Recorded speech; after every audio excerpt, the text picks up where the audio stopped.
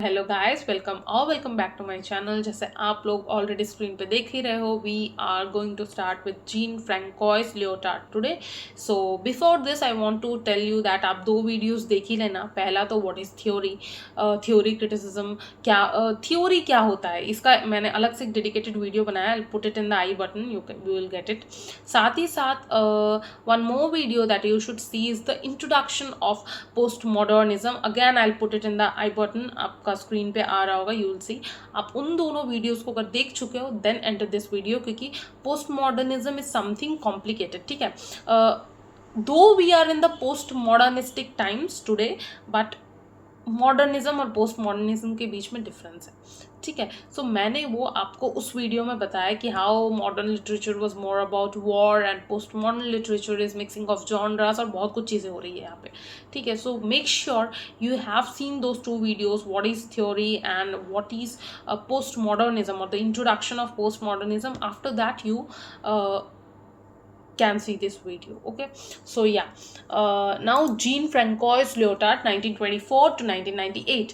now जैसे हम हर जगह हर थियोरिस्ट के केस में हमने किया है, when it comes to post colonialism, when it comes to feminism, when it comes to psychoanalysis, the same process we will follow here। और हम जीन फ्रैंकोइस लियोटार्ड को पहले समझेंगे किस कंट्री से आते हैं एंड उनका राइटिंग स्टाइल क्या था। So he was a French philosopher, sociologist and literary theorist. ठीक है, फ्रेंच पर्सन, अगेन सोशियोलॉजिस्ट थे एंड अ लिटरेरी थियोरिस्ट। ये तो तीन चीज़ें क्लियर हो ही रही है। He is best known for his articulation of post modernism after the late 1970s।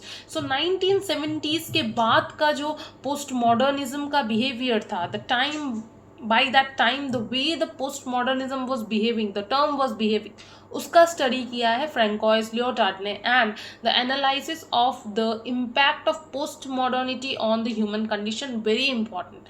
whenever people are a part of a certain age, you know how the surrounding is influencing those people is very important। if a person is in the postmodernist age, the things happening around you, how they are influencing you, कैसे वो आप लोगों को influence कर रहा है, in order to understand things, in order to feel things, that is very important। so उसको study कर रहे थे हमारे लियोटार्ड। ठीक है, so this is Jean Francois Lyotard for you people. This was the introduction. Now we'll move to the terms. ठीक है, अच्छा, सबसे पहला टर्म जो उन्होंने दिया है, लिबिडिनल इकोनॉमी वर्क का टर्म है ये। सो अब देखते हैं क्या है libidinal economy. Now it is an idea that capitalism is not just a Marxist और structuralist idea, but a libidinal thing which flows desire, pleasure and fear.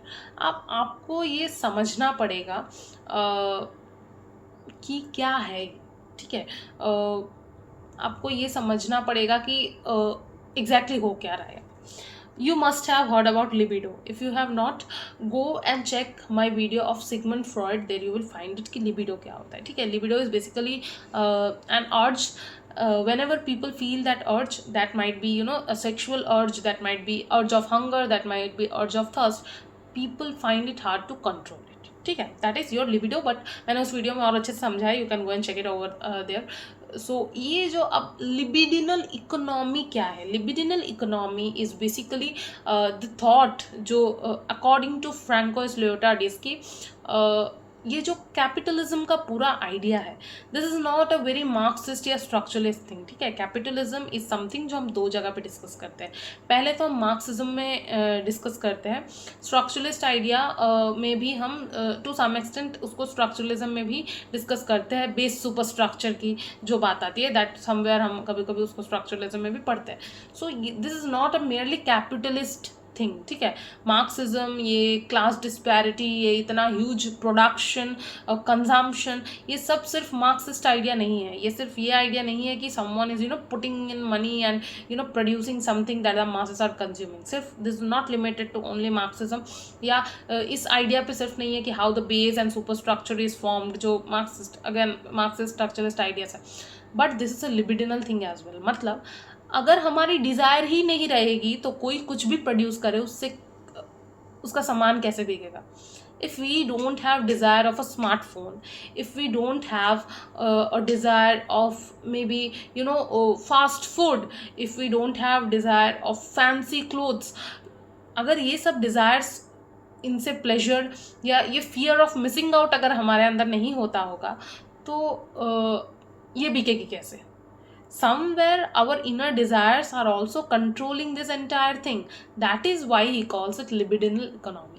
ठीक है, कि economy is not purely a Marxist thing, but economy definitely has something to do with libido, with our desire, with our pleasure, with our idea that with our fear that we might miss out.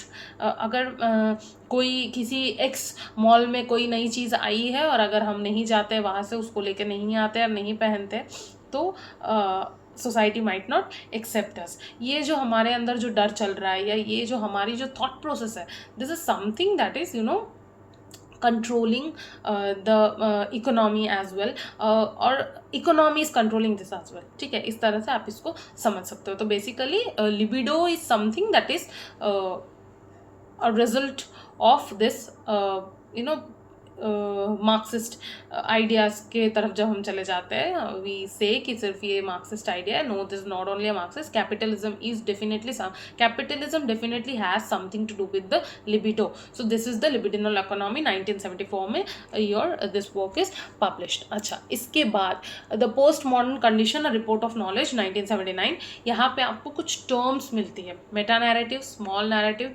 Universality, generality. ठीक है, आप जो देख सकते हो. पहले इन 4 terms को discuss करते हैं, उसके बाद will move to the 4th point also. पहले तो रिजेक्शन ऑफ मेटा नैरेटिव्स. ठीक है, अब आपको समझना पड़ेगा what this entire thing is. ठीक है, what is happening, what this entire thing is, you need to understand this. So पहले हमें ये समझना पड़ेगा the style of the narratives has changed a lot. ठीक है, the style of the narratives has changed a lot in the post modern times.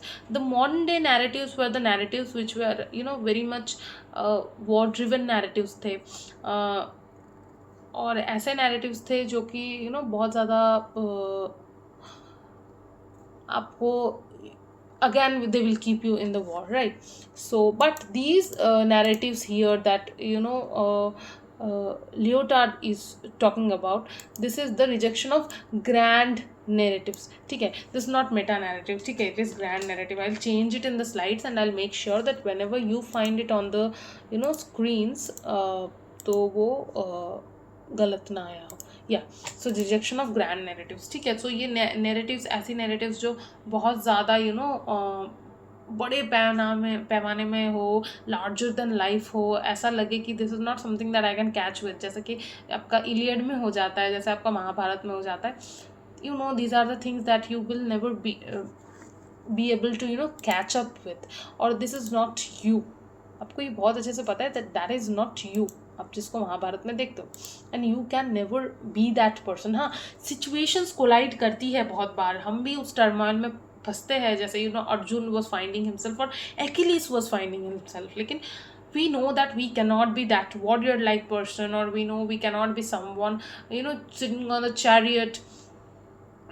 Metaphorically सब हो रहा है, but literally we know that नहीं हो सकता हमारे साथ. ठीक है, तो rejection of grand narratives, this is one thing.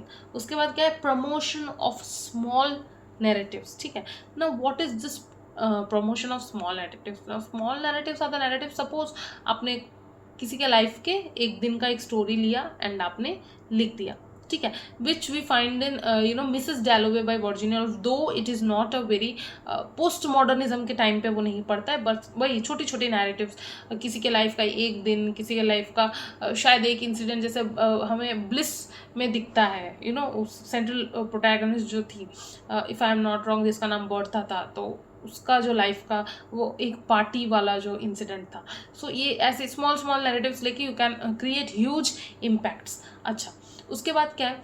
He was against universality और generality. Now he was of an idea कि ये जो यूनिवर्सल या जनरल चीज़ें जो इतने दिन से चले आ रही है ना, हम कहते हैं ना Shakespeare's Macbeth is something which will be relevant till the end of time, and all of us can relate to it. यही तो हम मैकबेथ के लिए तो यही कहते हैं. बट अगेन ये जो यूनिवर्सलिटी एंड जनरलिटी के आइडियाज़ है, ये अकॉर्डिंग टू लियोटार्ड नहीं अप्लाई हो सकती पोस्ट मॉडर्न टाइम में, because the circumstances are very different. All of us might be in the same age, but the life that we are living is very different. ठीक है, romanticism Victorian age शायद बहुत ज़्यादा common life थी, but post modern life is so complex that आप एक इंसान के लाइफ पे किसी और की लाइफ आप नहीं उसको समझ सकते, आप नहीं उसको जज कर सकते, गलत होगा. ठीक है, because the battles we are in, all of us are fighting our own battles which are poles apart, very different from each other. ठीक है, so this is why he is against the idea of universality and generality. According to him, a person has his own battles which he is fighting, which may not be similar to another person sitting in some different part of the world. कभी नहीं होगा. ठीक है, so here the idea of universality और generality becomes different. अच्छा, उसके बाद in Jean François Lyotard's work the term language games, sometimes also called phrase regimes, denotes the multiplicity of communities of meaning and the innumerable and incomprehensible separate systems in which meanings are produced and rules for their circulation are created. Okay, so definition feels complicated, but I'll make it easier for you guys. Language games, phrase regimes, यहाँ पे एक ही बात हो रहा है कि language behaves in different ways with different people, and different people use language in different ways. मतलब suppose same phrase कहीं यूज़ किया गया हो, but it might not be same for both the people who have used those phrases. ठीक है, suppose आपने एक novel लिखी है, मैंने एक नोवेल लिखी. ठीक है, हम दोनों अपने नोवेल्स में शायद कोई एक फ्रेज है जो कॉमन फ्रेज है हम दोनों की नोवेल्स में आपको मिलेगी, but the situation, the circumstance in which you are using that phrase and the situation and the circumstance in which I am using that phrase is very different. कभी एक तरीके से हम दोनों यूज़ नहीं करेंगे. ज़्यादा जो यहाँ पे according to language games of phrase regimes जो बोला गया है कि the multiplicity of communities and meaning, इतनी सारी कम्युनिटी, इतनी सारी meanings, and the innumerable and the incommensurable separate systems, इतनी अलग अलग systems in which meanings are produced and rules of their circulation are created. तो अलग अलग तरीके से we have different ways of understanding things. When the culture changes, when the community changes, the meanings too change. ठीक है, so this is what it is. ठीक है, so this is the postmodern condition, and this is how this is what Lyotard has written in this work. अच्छा, उसके बाद ये जो final slide है that you can see on your screens, यहाँ पे I have put names of some works. ठीक है, as you can see the heading, his major works. So यहाँ पे क्या क्या है? Discourse, Figure 1971, The Different, Answering the Question, What is Postmodernism, Just Gaming, The Human Readings in Infancy, Lessons on the Analytic of the Sublime. अब आपको यहाँ पे जो समझना है वो ये है कि firstly and most importantly these are the works. इसमें से बहुत सारी वर्क्स यूजीसी नेट में पूछी गई है. ठीक है, और भी बहुत सारी वर्क्स ऐसी है जो कि नेट में नहीं पूछी गई है. Then why I have kept it here, क्योंकि नेट का कोई भरोसा नहीं है, नेट वाले कहीं से कुछ भी पूछते हैं. ठीक है, सो जो वर्क्स मुझे मिली, जितनी रिसेंट वर्क्स मिली, जितनी नए वर्क्स मिली, सब मैंने डाल दिए यहाँ पे. सो ये आप कर सकते हो. और अगर आपको यूजी या पीजी के स्टूडेंट हो, यानी कि बीए या एमए के स्टूडेंट हो, so what you can do is cross referencing के लिए अगर आपको कोई वर्क्स चाहिए तो you can use this when you are writing the answer of Lyotard. ठीक है, so yeah this was all that I wanted to share with you people in this video regarding Francois Lyotard. इसमें 20 साल के previous year के questions के basis पे मैंने सारे नोट्स बनाया. अगेन आपको अलग से बोलने की कोई ज़रूरत नहीं है. So yeah this was all. In next video will be meeting with Jean Baudrillard, right? So yeah, thank you.